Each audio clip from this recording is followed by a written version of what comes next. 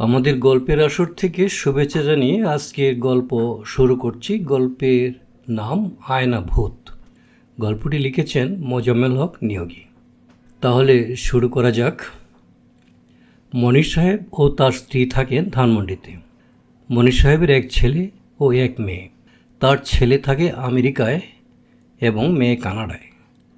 মনির সাহেব এবং তার স্ত্রী দুজনে চাকরি করেন। তাদের বাসায় থাকে এক কাজের মেয়ে, তার নাম ঝিনুক। ঝিনুকের বয়স 10-11 হবে। মনির সাহেব তার গ্রাম থেকে ঝিনুককে এনেছেন বাসায় কাজ করার জন্য। সকালবেলা মনির সাহেব এবং তার স্ত্রী যখন অফিস চলে যান, তখন ঝিনুক একা একা বাসায় থাকে। বাসাটি বেশ বড়। ঝিনুক যখন একা একা বাসায় থাকে তখন তার খুব ভয় লাগে।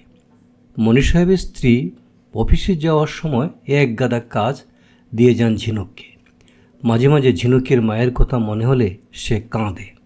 ঝিনুকের যেদিন কাজ কম থাকে সেদিন বেশি মন খারাপ থাকে।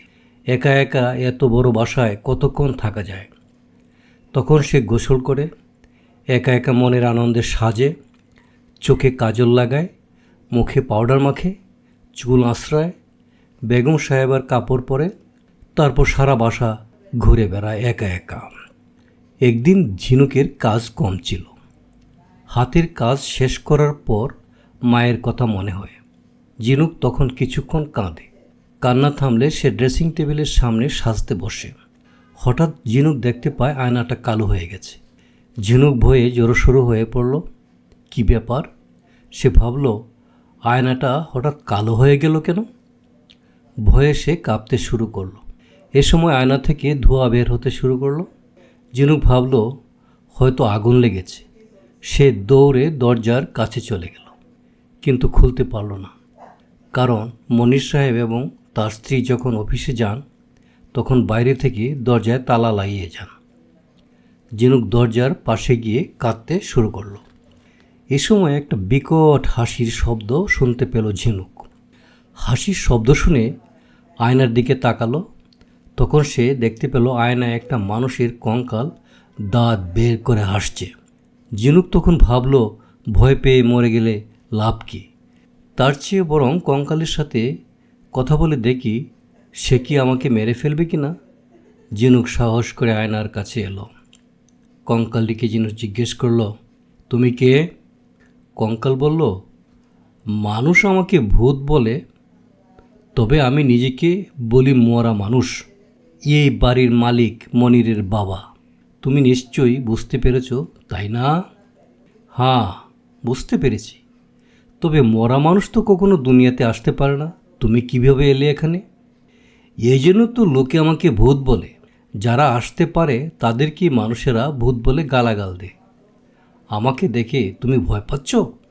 হ্যাঁ, তোমাকে দেখে আমি খুব ভয় পাচ্ছি। তুমি চলে যাও। আচ্ছা, ভালো কথা। আমি তো সহজে চলে যাবার মানুষ নয়। আমি তো ছিলাম আমেরিকায়, সেখান থেকে অনেক কষ্ট করে এলাম। ঝিনুক জিজ্ঞেস করল, তুমি কেন ভূত হলে? ভূত বলল, আমি এই বাসায় ওই যে তোমার মাথার উপর ফ্যানটা ঘুরছে, ওটাতে ঝুলে ফাঁসি নিয়ে আত্মহত্যা করেছিলাম। যারা আত্মহত্যা করে তারা ভূত হয়ে যায়। এ কথা শোনার পর ঝিনুকের শরীর ভয়ে ছমছম করছে। কি করবে বুঝতে পারছে না, কিন্তু তার কোনো কিছু করারও নেই। তাই মনে মনে সাহস সঞ্চয় করে ঝিনুক জিজ্ঞেস করল, তুমি আত্মহত্যা করেছিলে কেন?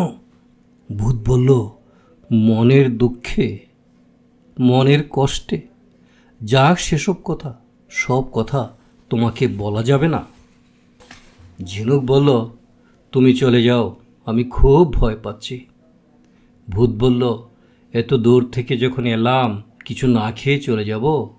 আমাকে কিছু খাওয়াতে পারবে? আমার খুব খিদে পেয়েছে। ঝিনুক বলল, তুমি কি খাবে? ভূত বলল, ভূতের খাদ্য হলো গোবর আর কয়লা, পারবে দিতে?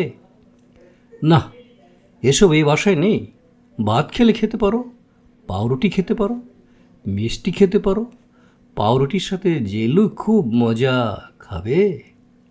ভূতটি বলল, এসব ভালো খাবার নয়, ভূতের এসব খেতে নেই। এসব খেলে আর ভূত থাকবো না, আর দুনিয়াতেও আসতে পারবো না। ঝিনুক ভয়ে চোখ বন্ধ করে রইল।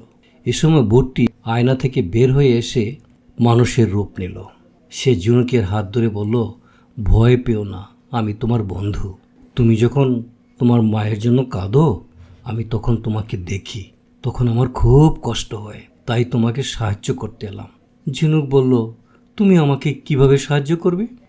ভূত বলল, তুমি যা বলবে আমি তাই করে দেব। তোমার সঙ্গে গল্প করব, তাতে তোমার মনের কষ্ট কমে যাবে। তুমি যদি চাও তাহলে তোমাকে নিয়ে বেড়াতেও যেতে পারি। ঝিনুক বলল, তুমি আমাকে নিয়ে বেড়াতে যাবে কি করে? দরজায় যে তালা লাগানো।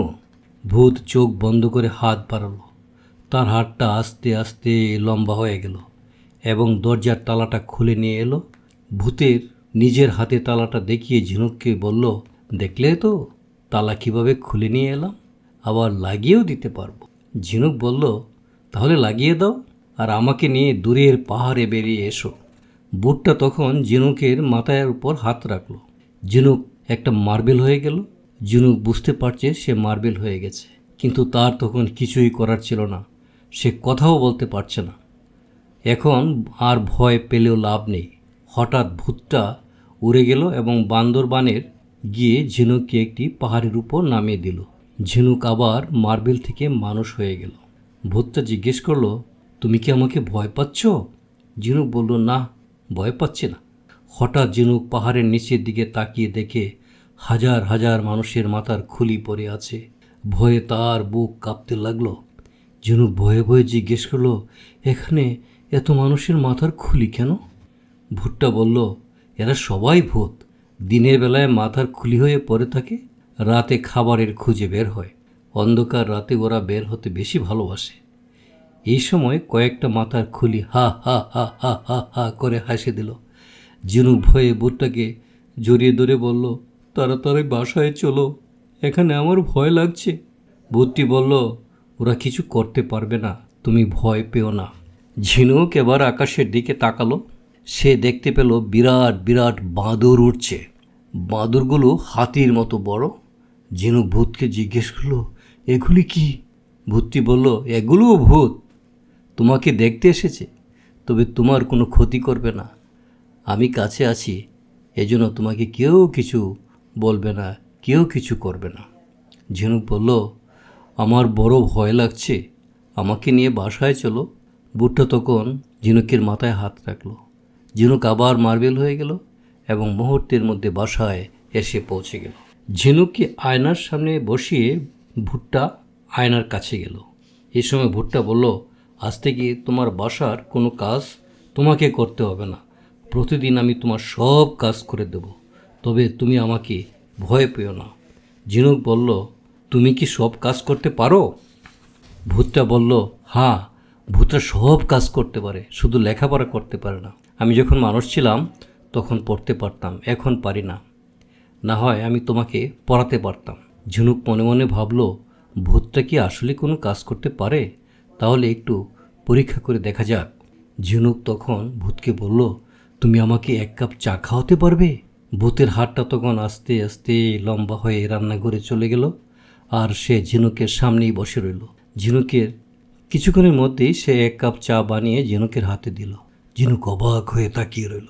ভূতটা বলল, অবাক হওয়ার কিছু নেই, আমাদের শরীর যেমন ইচ্ছে তেমন করতে পারি, তুমি চা খাও। ঝিনুক চা খেয়ে দেখে খুব মজার চা হয়েছে। ঝিনুক বলল, তুমি তো খুব মজার চা বানাতে পারো, তাহলে আর কি করতে পারো? ভূতটি বলল, আমি সব কাজ করতে পারি, তুমি বলে দেখো কোন কাজ করতে হবে। ঝিনুক ভাবল, তাহলে বিছানার চাদরটা একটু ধুয়ে দেখাও। ঝিনুক মেঝেতে রাখা বিছানার চাদরটা ভূতের হাতে দিয়ে বলল, ধুয়ে দাও।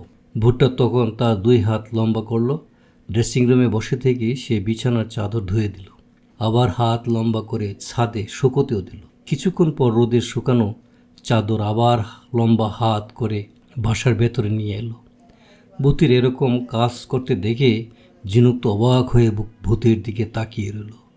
ভূতটি বুঝতে পেরেছে যে ঝিনুক অবাক হয়ে গেছে, তাই ভূতটি বলল, আজ আর নয়, কাল থেকে তোমার সব কাজ আমি করে দেব, আর তুমি টিভি দেখবে, বই পড়বে, দেখবে তুমিও মনির সাহেবের বেগমের মতো শিক্ষিত হয়ে গেছো, একদিন চাকরি করতে পারবে। এই ঘটনার পর থেকে ভূতটা প্রতিদিন ঝিনুকের কাজ করে দিয়ে যায়, আর ঝিনুক তখন খেলে, টিভি দেখে আর লেখাপড়া করে।